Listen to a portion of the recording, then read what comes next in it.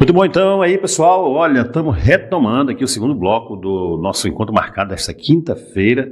Tivemos no primeiro bloco aí a Janaína Furtado conversando com a nossa secretária de comunicação, Ionara Machado, falando um pouco da vida da Ionara, mas também muito sobre a pasta que ela ocupa, que promove aí, que valoriza e que é a gestora da nossa cultura, da parte da cultura também, do turismo e inovação, né?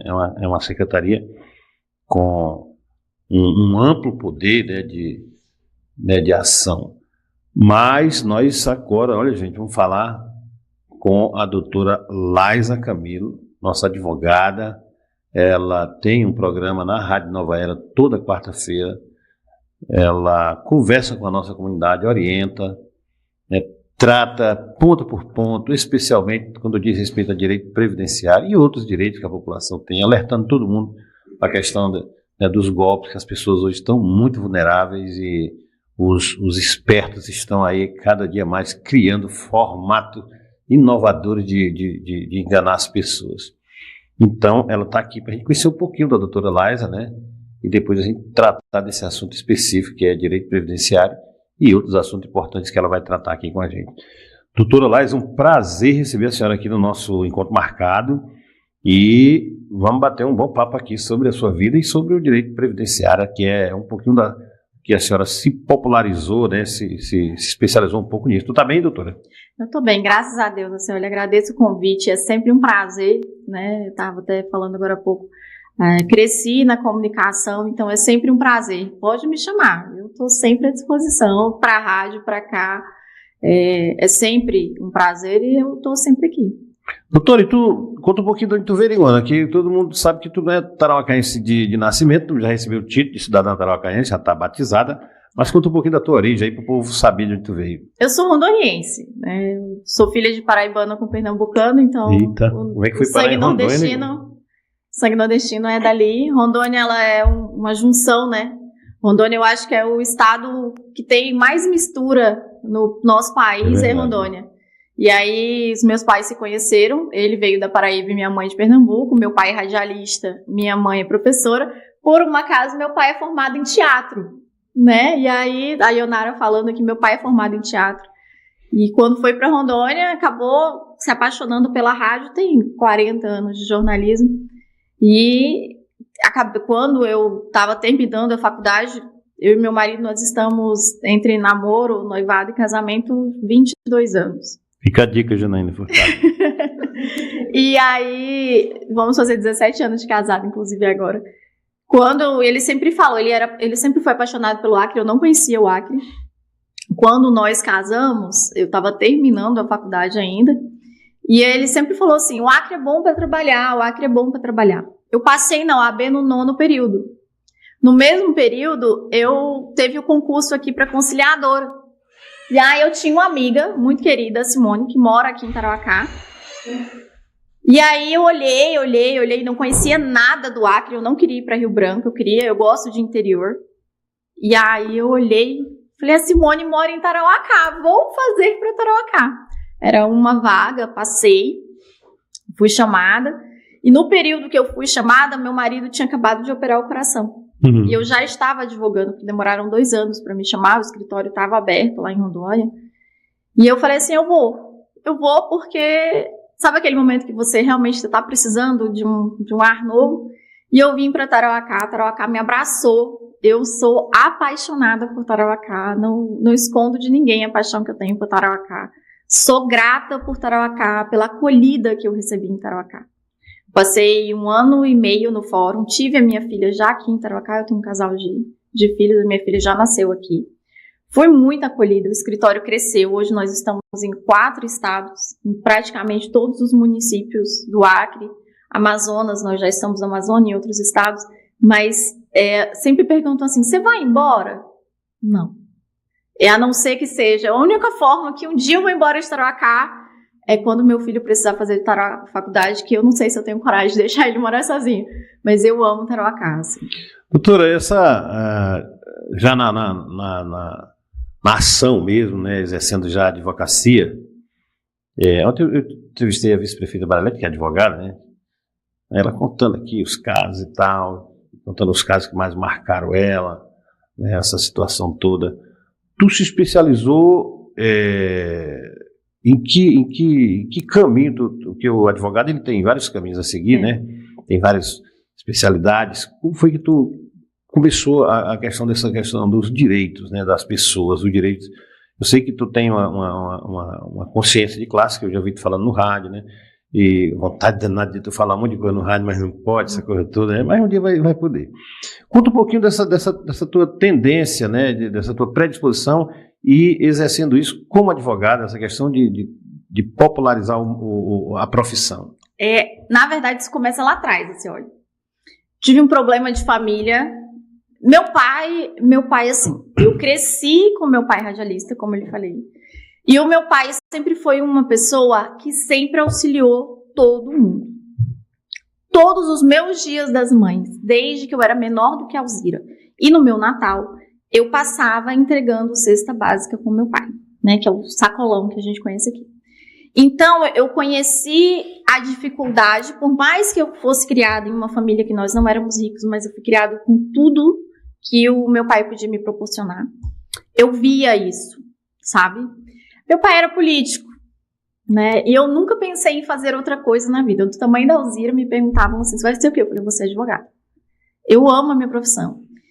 E quando os meus pais se separaram, você falou da consciência de classe, eu tinha 18 para 19 anos, né? Eu já trabalhava na prefeitura. Quando os meus pais se separaram, eu tranquei a faculdade. Eu falei, eu não vou pedir pensão para ninguém. O dia que eu tiver condição, eu volto. Nesse meio tempo, eu conversei com Deus. Falei, Senhor, se for para ser, me auxilia. Me auxilia que eu quero devolver para as pessoas aquilo que o Senhor me der. E aí veio o ProUni. Então, a minha consciência de classe vem lá atrás. Eu sou fruto do ProUni. Eu escutei a primeira vez que eu passei no ProUni, eu não tive coragem de tentar direito. Por mais que a minha nota tivesse sido muito grande, eu não tive coragem. Foi um momento muito difícil, assim, sabe? E aí, uma pessoa falou pra mim, eu passei pra enfermagem e pra odonto. A pessoa falou pra mim assim, filho de pobre tem que fazer o que dá. E nesse mesmo dia eu escutei um certo presidente falando que filho de pobre podia ser o que quisesse. O velhinho. O velhinho, né? E aí eu esperei de novo, não fiz, deixei, abri mão da vaga. E só tinha uma vaga na época para direito na minha faculdade. E eu queria voltar para minha faculdade, sabe? E aí eu consegui essa vaga foi minha.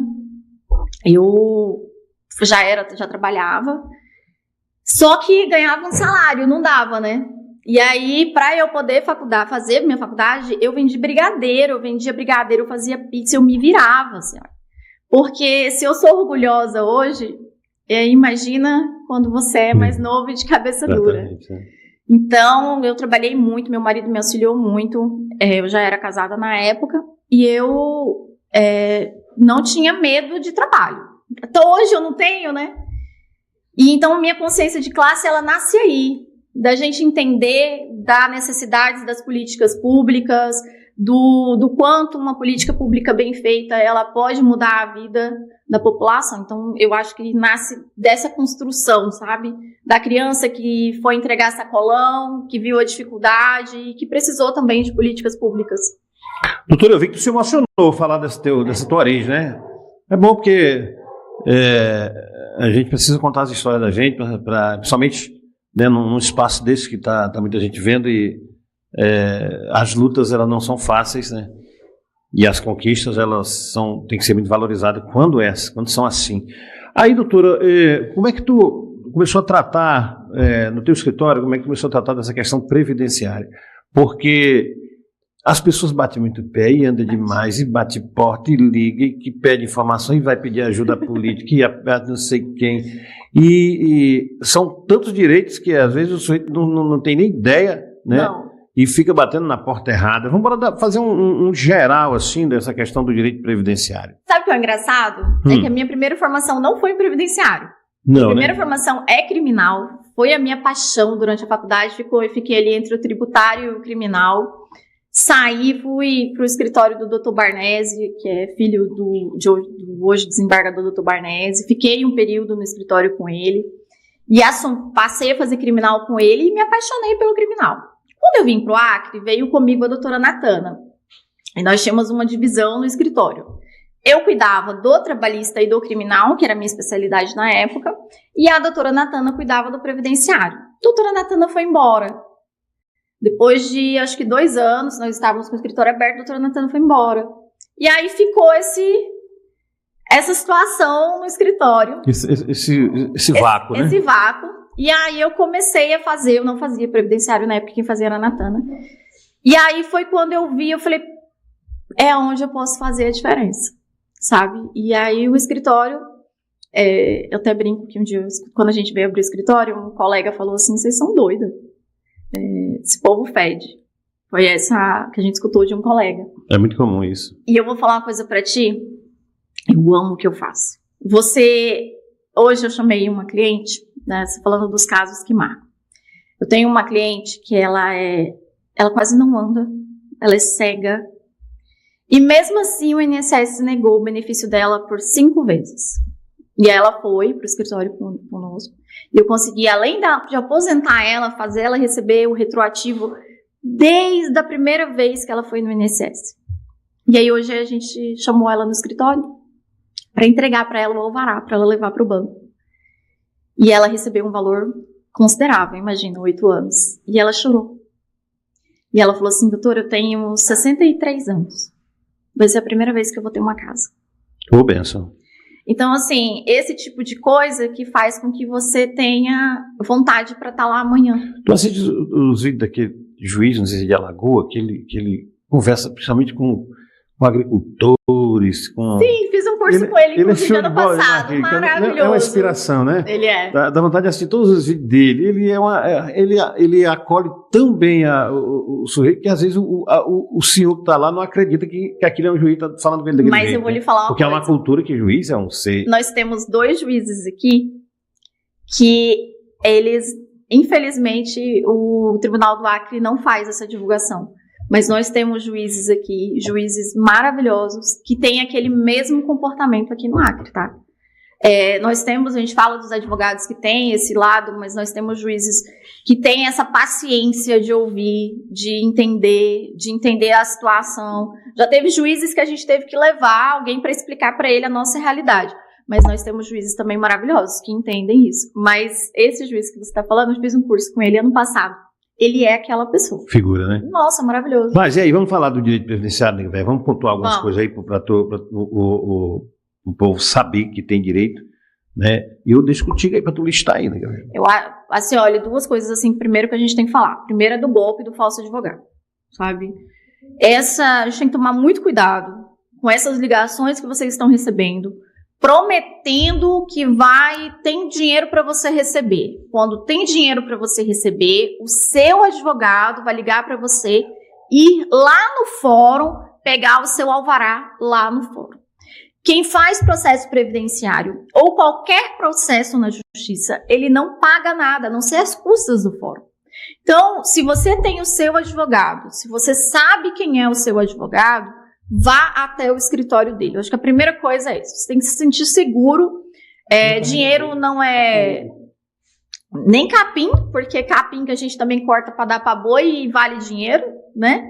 Então, dinheiro a gente não pode sair dando por aí. Então, não deposite nada para ninguém que você não sabe quem é. Segunda coisa, a gente tem que tomar muito cuidado com o seguinte. Assim, olha, o INSS fez uma pequena pegadinha esse ano. Você pode entrar sozinho no INSS. Você pode entrar lá no seu aplicativo, mandar os seus documentos e entrar sozinho. Mas qual é a pegadinha do INSS? Se você precisar juntar depois qualquer documento, todo o período que você ficou aguardando, você perde de retroativo. Pronto. Então, vamos dizer, semana eu vi um caso de uma moça que ela ficou 1 ano aguardando, entre o período que ela deu entrada, o período que ela fez perícia, o período que ela fez as 2 perícias, né? Nós precisamos do BPC, são 2 perícias, foi 1 ano. Faltou um documento. Ela perdeu esse 1 ano de retroativo. Nós resolvemos em 60 dias. Mas ela perdeu esse 1 ano. Então, você tem que tomar muito cuidado nessa pegadinha do INSS. Você pode fazer sozinho. Mas, se você puder, procure alguém para lhe auxiliar. Porque, às vezes, aquele valorzinho que você vai pagar ali acaba saindo um pouquinho mais caro. O segundo ponto é que nós temos, não é o BPC, por exemplo, não é o fato de você estar doente, não é a doença que vai dizer se você tem direito ou não ao BPC, mas sim a incapacidade. Então, hoje eu vi uma moça que ela tem dermatite atópica. Se você olhar por si, a dermatite atópica, por mais que seja uma doença, ela não é incapacitante. Ela não te dá direito ao benefício. Porém, no caso dela, que já está no corpo inteiro, já está em toda uma situação, ela passa a ser incapacitante. Então, o direito, em qualquer área do direito, ele não pode ser 2 mais 2 igual a 4. Não é. Não é exato. Não, o direito é o depende. Né? Um caso interessante que nós tivemos aqui ele em não é Tarauacá, absoluto, ele é relativo. Ele é relativo. Um caso interessante que nós tivemos aqui em Tarauacá e foi notícia no Brasil inteiro, foi um caso de pensão por morte para BPC, que nós conseguimos aqui em Tarauacá.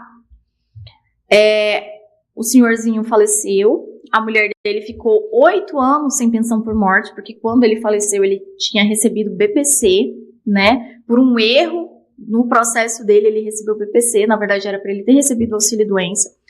E todas as vezes que ela procurava alguém, a pessoa falava para ela assim, não, você não tem direito, ele morreu recebendo BPC. E aí, analisando o processo, consegui achar esse erro e a gente conseguiu fazer essa troca. Então, primeira coisa, advogado é igual médico. Se você vai entrar com processo previdenciário, você tem que procurar um advogado especialista em direito previdenciário. Aqui no município nós temos alguns. Então, primeira coisa é procurar uma pessoa especialista na área. Porque esse... Se está doente do coração, procura um cardiologista. Exatamente. Se está precisando resolver alguma pendência de direito previdenciário, procurar um advogado dessa área. Doutora, tu fez muito soldado da borracha aí, muito? Fiz. É uma coisa louca, né? Isso aí. Nos nossos primeiros casos aqui, foi também notícia nacional, foi de uma indígena que nós conseguimos reconhecer que ela foi soldada da borracha com 9 anos. Pronto. Foi logo que a gente chegou, né? Então, são casos assim que a gente sempre vai levando para a vida, né? Nós vamos para o centro agora, para o prédio novo que nós adquirimos aqui no centro. Aí eu conversei com a arquiteta e falei assim, eu quero um local para a gente lembrar desses casos, sabe? Porque são casos extremamente marcantes. Tipo um museu lá dentro, foi. Né? Dessa indígena foi ela tinha 93 anos já, e nós conseguimos provar que na época da Segunda Guerra, mesmo ela sendo menina e tendo pouca idade, ela trabalhou como soldada da borracha. Ei, doutora Laís, a senhora estava falando em golpe aí, eu fui muito tempo do Sindicato da Educação, né? E hoje meus amigos estão lá e eles têm muita ação, né, na justiça contra alguns governos e tudo. E muita companheira da educação caindo em golpe, porque o sujeito pega lá o processo onde liga ou manda mensagem dizendo que é o advogado, se passando pelo advogado, e eles são muito inteligentes e a pessoa finda acreditando, e aí eles diz que a pessoa venceu lá, ganhou a causa e que precisa a professora ou o professor ou o trabalhador de uma forma geral mandar uma grana aí antes e tal. Esse golpe é muito comum, né? É muito comum. O golpe do falso advogado é difícil a semana, assim, a polícia ela tem atuado, a OAB tem batido nessa tecla, a gente já conseguiu uma mudança na lei agora, né? O golpe do falso advogado vai ter um agravante na hora da prisão, mas infelizmente é uma situação muito difícil, porque também depende das delegacias a questão do registro. É importante que você registre, porque essa semana mesmo chegou um senhor, não foi aqui em Tarauacá, foi outro município, que ele tinha caído num golpe e foi na delegacia registrar e o policial disse que não tinha o que fazer. Em 10 minutos, nós localizamos o CPF da pessoa, o local onde ela mora, o endereço e conseguimos falar com o delegado da cidade onde da pessoa que lhe depositou o dinheiro, né? Então, infelizmente, nós também precisamos desse outro lado, né? Aqui em Tarauacá tem conseguido atuar bem, o delegado é uma pessoa bem acessível, mas infelizmente não é assim em todos os municípios. Primeira coisa, e houve também uma mudança dentro do Banco Central. Qual é o caminho quando você sofre o golpe? O governo federal, ele fez, dentro do Banco Central, nós temos agora uma situação chamada MED. Então, quando você cai no golpe, a primeira coisa que você faz é ligar no seu banco e falar assim: eu quero fazer um MED, que ele é um procedimento aberto dentro do Banco Central, onde o banco ele vai ter 90 dias para caminhar atrás desse dinheiro. Antes, o banco ele só podia pegar o dinheiro que estava na conta do golpista. Então, o que eles faziam? Quando caía o dinheiro, eles já tiravam, né? Agora não. Mesmo que ele faça transferência entre as contas, o Banco Central tem como ir procurando dentro dessas contas. Então, é importante, primeira coisa, caiu no golpe, liga no seu banco e abre um procedimento chamado MED. Depois disso, mesmo assim, o teu banco, e aí é um procedimento dos bancos, infelizmente, eles não estão cumprindo essa determinação do Banco Central. Mesmo fazendo assim, não está havendo a devolução dos valores. E aí sim a pessoa pode processar o banco. Doutora, uma situação que eu percebo, nós tivemos aí o escândalo, né, do INSS, e os aposentados, as pessoas, quando foi assim, o boom dessa tipo financeira, essas coisas todas, você vê gente para cá subindo no Rio, descendo do Rio e fazendo empréstimo para aposentados, essa coisa toda. E hoje, né, se você for fazer uma análise, a maioria dos aposentados estão, de certa forma, com muitas dívidas no banco, empréstimo, e se não tiver alguém, né, para acompanhar, para gerenciar, esses empréstimos nunca acabam, né, que o sujeito renova, o camarada... Enfim, esse golpe, esses golpistas do empréstimo, que endivida os velhinhos aí, né, estourou essa bomba do INSS, que ali era o crime mais organizado, ali era uma coisa mais sistematizada, mas esses que acontecem num município nosso, as pessoas sobem rio, descem rio, vão estrada ramal, e convencendo as pessoas a fazer. E as propagandas são muito interessantes. Você já ouviu no rádio a propaganda diz: olha, você agora vai poder tirar 15 mil, aumentou, não sei o que. O velhinho ouve aquilo e diz: puta merda, eu vou lá. É um problema, né? Duas situações diferentes. A primeira, o golpe, o escândalo do INSS. Eu tenho um processo a respeito disso desde 2019. É uma tecla que a gente bate desde 2019 dos descontos indevidos que estavam havendo do INSS, de associações e sindicatos que ninguém sabia nem de onde é que vinha esse povo, né? 2019, 2020, estourou agora. Que é esse que, inclusive, hoje nós tivemos, né, Polícia Federal indo atrás disso daí. Uns figurões aí. Uns figurões. O segundo é o do senhorzinho, da senhorinha que recebe R$ 1.620 e tá lá recebendo, eu já vi a senhorinha receber R$300. Isso é ilegal.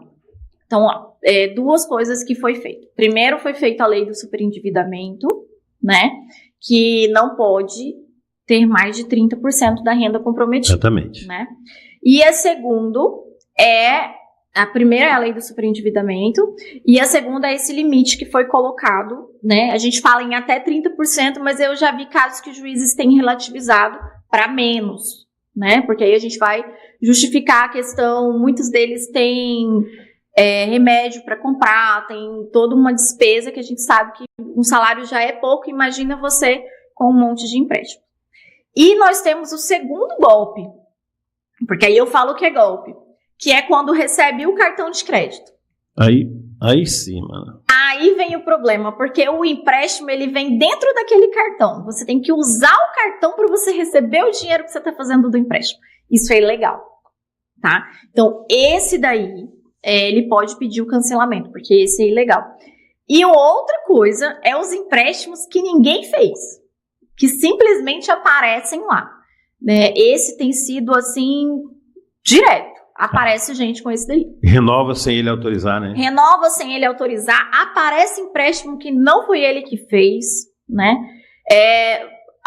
Tem outra situação também. Às vezes eles passam procuração para alguém resolver alguma coisa. Essa pessoa vai lá e faz Nem empréstimo. se lembra, às vezes, né? Então a gente tem que ter muito. Doutora Elas, uma família que está com um componente da família, um idoso, que ela percebe que ele está sendo lesado. Ela está nos assistindo agora. O que ela deve fazer? Ela deve procurar um advogado, né? Ela pode procurar a defensoria pública, ela pode procurar um advogado de confiança, mas ele tem que procurar, porque se é aquela história de quem cala consente. Enquanto você tá calado ali e não tá fazendo nada, eles vão continuar tirando o seu empréstimo a vida toda. Esses dias eu vi um senhorzinho que ele tava há 9 anos pagando o empréstimo. Imagina, ele fez o empréstimo... Vitalício. Vitalício, já tinha 9 anos, esse empréstimo não acabava nunca, quando estava pertinho aparecia lá. Então assim, tem que tomar cuidado. O empréstimo, ele é um poço sem fundo. Eu sempre brinco com os nossos aposentados, que só façam se realmente for necessidade, né? Tanto que agora os benefícios eles vêm bloqueados para empréstimo.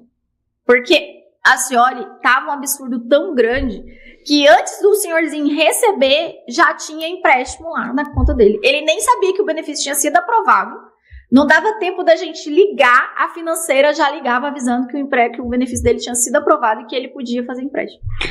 Muito bom, olha aí, conversando aqui com a doutora Laisa Camilo, nossa advogada, que trabalha muito nessa área né, do direito previdenciário. Vocês que estão aí, né, que estão percebendo que precisam encaminhar alguma situação dessa, percebem que algum membro da família está passando por essa dificuldade, né, e que está sendo lesado, enganado, enfim, procure um escritório de um advogado da sua confiança, né? No final, vamos deixar aqui até o contato aqui da doutora Laisa, que ela vai orientar vocês pessoalmente, se ligando para ela. Doutora, a questão das perícias, né, que as pessoas têm muita dúvida. Tu viu aquele vídeo do camarada que arrancou a mulher lá do túmulo e levou para na Índia? para mostrar para o gerente do banco que a pessoa tinha morrido. Eu não tiro a razão dele, porque em alguns momentos a raiva é grande. E em algum momento dá vontade do camarada fazer aquilo ali, né? Conta aí um pouco desse lance todo aí. Assim, olha, eu vou te contar um caso para tu entender o tanto que tem dia assim que a gente tem vontade de fazer algo parecido com aquilo ali. Eu tenho um cliente, uma pessoa que eu gosto muito. Apesar que eu sou... Só um parênteses aqui. Eu tô me lembrando agora do tio Paulo. Tu lembra do tio Paulo? Ali mais também. Mais ou menos.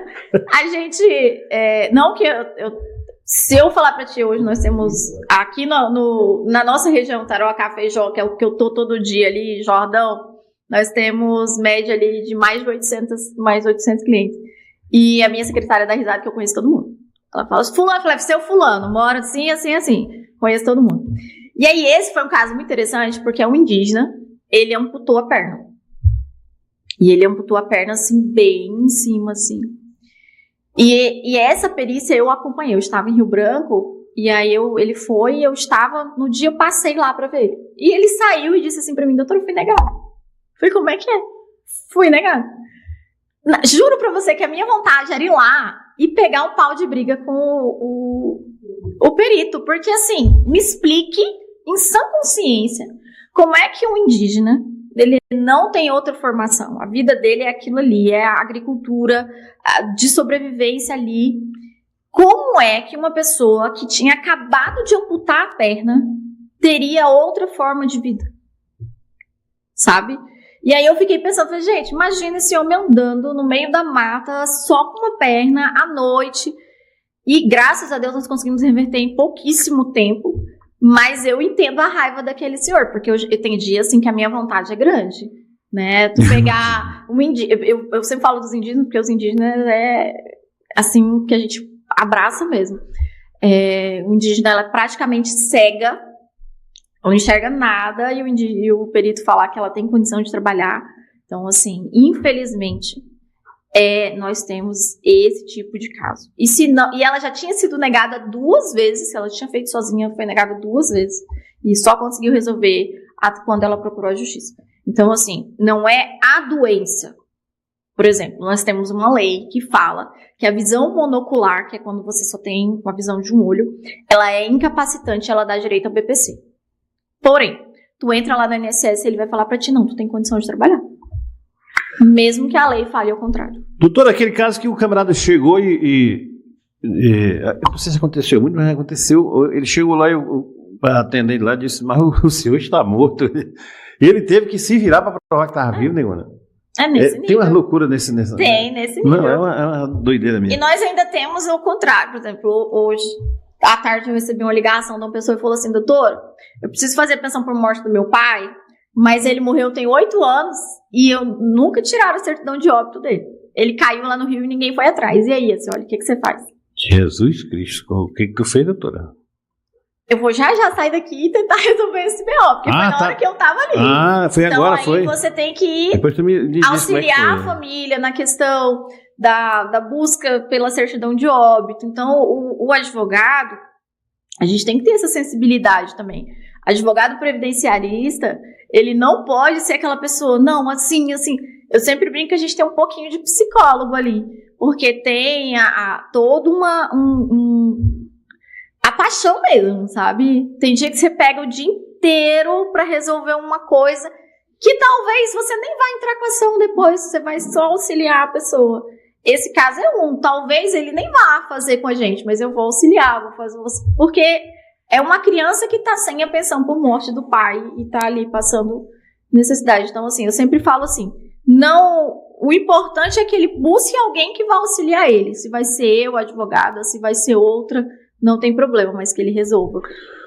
Olha aí, pessoal, nosso encontro marcado hoje com a doutora Laisa, já tive a Ionara, a Janaína entrevistou nessa nossa edição de hoje. Acompanhe a doutora Laisa na quarta-feira, né, na nossa Rádio Nova Era FM, ela está lá sempre com um assunto do dia importante para vocês, sempre com orientações importantes que advogado e a comunidade é o nome do programa. Então, por aí tu já tira como ela vai estar lá prestando serviço voluntário para orientar, para educar a nossa população, né, quando o assunto é direito, principalmente nessa questão previdenciária, que é assim uma questão muito delicada, porque ela trabalha nessa área para ajudar as pessoas que estão doentes, as pessoas que estão idosas, aquelas que têm direito lesado, que são enganadas, e os indígenas, os idosos. Então, é uma área que é muito importante, né, e que você tem que saber tratar, tem que saber contextualizar, encontrar as pessoas, saber de onde ela vem, o sofrimento que ela... Então, assim, um conjunto de ações de um escritório, de um advogado, que não é só o diploma, não é só a ação, tem toda uma contextualização que precisa ser levada em conta. Mas, doutora, foi muito legal. Eu quero saber se ainda tem alguma coisa para falar para o povo aí, nessa nossa conversa aí, que nós não tratamos ainda. Tem 2 situações bacanas. Então, marca aí. Você sabia que a mulher, agora, nós temos uma coisa chamada julgamento pela perspectiva de gênero? Putz, grima, fale aí. Sabe o que acontece? A nossa produtora rural, e é um problema nacional isso, por incrível que pareça, quando ela chega na hora de se aposentar, ou ela chega na hora de fazer um auxílio-doença, um salário-maternidade, ela não tem um documento no nome dela.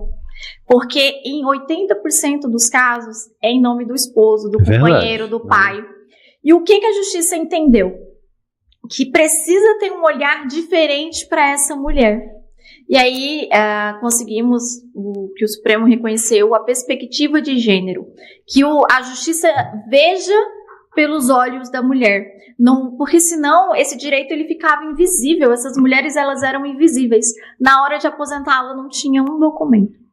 Então agora, usando o documento do pai, do irmão, da sogra, do sogro, ela consegue comprovar através de outros documentos, e aí nós vamos atrás da onde que ela estudou, do postinho de saúde, para ela poder conseguir acessar o seu direito, né? E essa semana eu recebi tenho diversos casos cargos na OAB, eu brinco que eu sou o posto Ipiranga, porque a OAB é uma das minhas paixões. Eu sou delegada de prerrogativas da OAB estadual Sou membro da comissão da Mulher Advogada e agora estou aqui no município com a comissão de combate ao assédio, né? E a gente vai começar a tratar disso, tá? Falando com a Janaína, nós vamos atrás da Ionara e vamos trabalhar isso. A OAB tem um projeto que chama OAB Vai Pra Escola, e aí a gente vai tratar com esses meninos, tratar o bullying. A gente viu o que aconteceu em Rio Branco e a gente precisa trabalhar com essas crianças, né? Então o projeto OAB Vai à Escola é para demonstrar os direitos, mas também para demonstrar os deveres. A gente tem que mostrar para esses meninos que eles não têm só direito, não é porque ele é menor que ele pode sair fazendo tudo, né? Então, assim, estou muito feliz com esse novo cargo na OAB e é assim, que eu vou estar ali, vou buscar parceiras para a gente tratar disso daqui para frente. Doutora, para a gente fechar mesmo, agora eu quero te fazer aqui uma provocação. Por que, na tua opinião, que, não vou falar a elite, né? Mas assim, uma parcela significativa da sociedade ou não compreende, ou se compreende, finge que não, ou ela é ruim mesmo, que fica, né, esbravejando contra o Bolsa Família, fica pedindo o fim do Bolsa Família, que todo mundo tem que trabalhar, que o que tem que fazer é gerar emprego, que essas pessoas têm que abrir seu próprio negócio. Até eu disse para uma pessoa outro dia, mano, aqui em Taracá são, se eu não me engano, 9 mil, foi agora, tu imagina 9 mil empresas, assim, um sujeito abrindo 9 mil CNPJ. Como é que tu compreende tudo isso, mas que existe um movimento contra o Bolsa Família? Existe um movimento.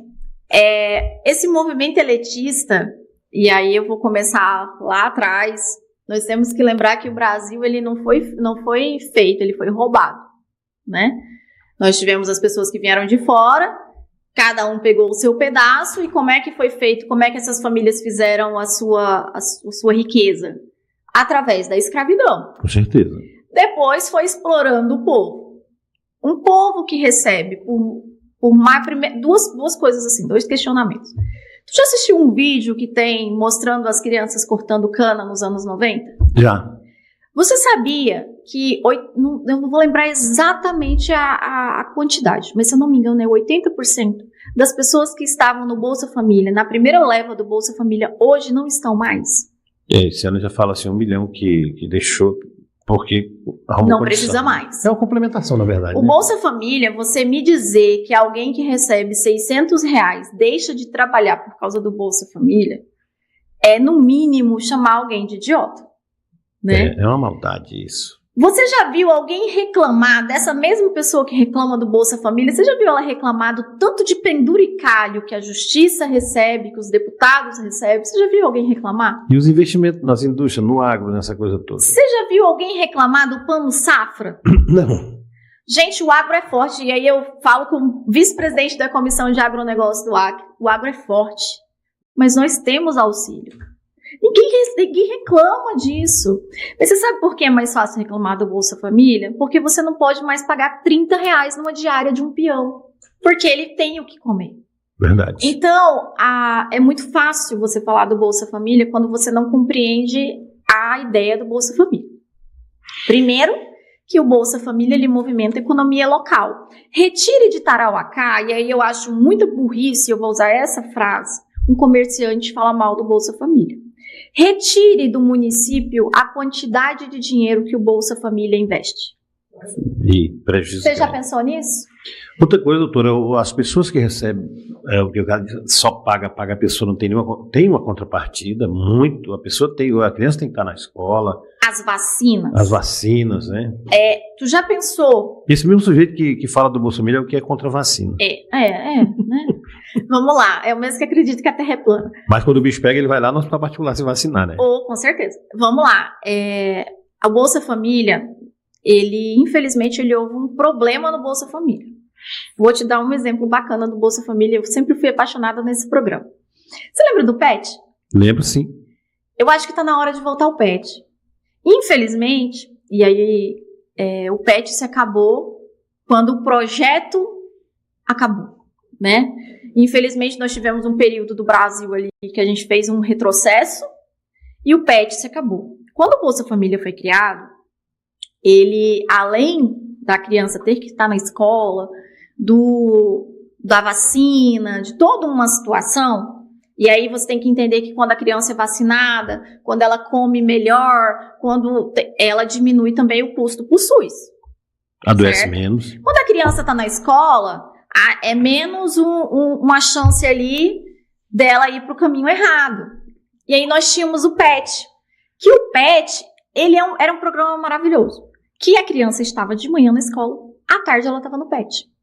Ali ela aprendia um instrumento, ali ela tinha reforço escolar. Gente, o PET era maravilhoso. Infelizmente, hoje nós não temos o PET mais.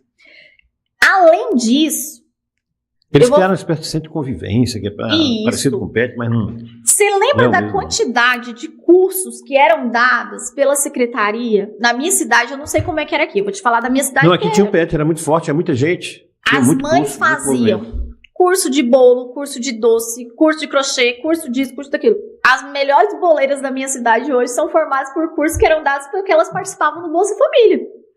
E hoje essas meninas, eu estou falando que eu tenho amigas que hoje tem padaria, que hoje tem isso, tem aquilo, porque fez um curso lá atrás. Então, assim, o Bolsa Família, eu vejo o Bolsa Família como ele uma tábua de salvação. Você falar que é só dar a vara para a pessoa pescar quando a pessoa está com fome, meu amigo, ela não vai ter paciência para pescar, não. Ou tu acha que alguém que está ali com fome, ela vai ter paciência para estudar, ela vai ter paciência para melhorar de vida? Não vai, assim, olha. Agora, quando a criança está ali, ela tem a comidinha na mesa dela, ela tá bem cuidada, ela tá com as vacinas em dia, ela tem que ir para a escola, a chance dessa criança ter uma vida completamente diferente é outra. Hoje, eu ainda tenho uma outra pergunta. Aí eu te faço uma pergunta. Pode abarcar. Quando eu estava vindo para cá, o meu filho me mostrou um vídeo dessa corrente, né? Porque essas correntes me irritam de um nível. De um rapaz falando que você não precisa ir para a universidade. Você termina o 3º ano, você para de estudar e vai fazer Eu vi aquele imbecil falando isso.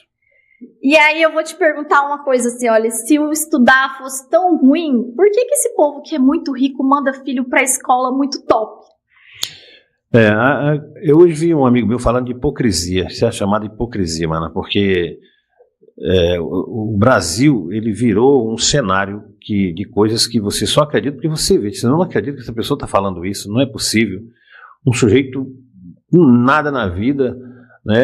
Eu tenho uma tese comigo, doutora Laís, é o seguinte: a elite, ela é muito inteligente, muito esperta, ela consegue, né, explorar o camarada e ainda consegue colocar ele defendendo os direitos da elite. Eu não vou falar... Eles são espertos nisso, eu sou fã dele por causa disso. Eu também. Eu vou, porque ele consegue fazer o pobre acreditar que ele tem que continuar pobre para servir o cara.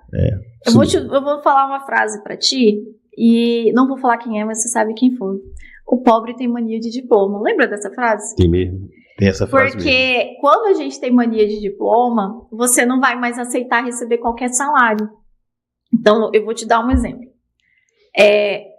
Eu já trabalho em escala 5x2 há muito tempo, né? Escritório, eu trabalho em escala 5x2, só que os meninos têm meta. E eu sempre brinco que foi a melhor escolha que eu fiz para minha vida e para a filha dos meus funcionários, foi a escala 5x2. Só que, quando eles vão batendo as metas, eles vão ganhando umas bonificações, certo? Pronto. Eu tenho uma funcionária que é um funcionário maravilhoso. E aí ontem eu cheguei lá e ela falou assim pra mim: você viu o curso tal, assim, assim, assim? Eu falei: eu fiz. Aí eu já fiz. Olha, hoje de manhã eu já usei do processo do fulano. Tem como essa pessoa ganhar um salário mínimo? Não tem, eu tenho que ver um jeito de pagar melhor pra essa mulher, porque eu não posso perder essa mulher. Entendeu? Então, eu falo que a elite, ela é muito esperta. Por quê? Porque o que ela quer? Ela quer que você não estude. Por que o Bolsa Família incomoda? Porque aí o filho do pobre começou a ter mais tempo para estudar, ela não podia mais colocar ele para cortar cana. Porque você viu um governador essa semana defendendo o trabalho infantil? Sim. O homem lá do queijo. Pois é. E aí eu te faço uma pergunta: dá para conversar com uma pessoa dessa? Não dá, doutora, eu vou te falar uma coisa, depois vamos trazer tu aqui e outra pessoa aqui para a gente fazer um debate bem bacana sobre essas temáticas. Olha, foi muito legal ter vindo aqui, doutora Laís, porque Nós estamos estendendo agora o nosso bloco de entrevistas com temáticas, né? E essa foi muito rica, nós vamos deixar aí no YouTube esse vídeo para as pessoas acompanharem quando precisarem se orientar, e ela vai estar na rádio. Agora só precisamos fechar, né, a doutora Laisa dizendo para nós onde é que o ser humano te encontra nessa cidade, para te falar contigo, para te orientar, para tomar um café.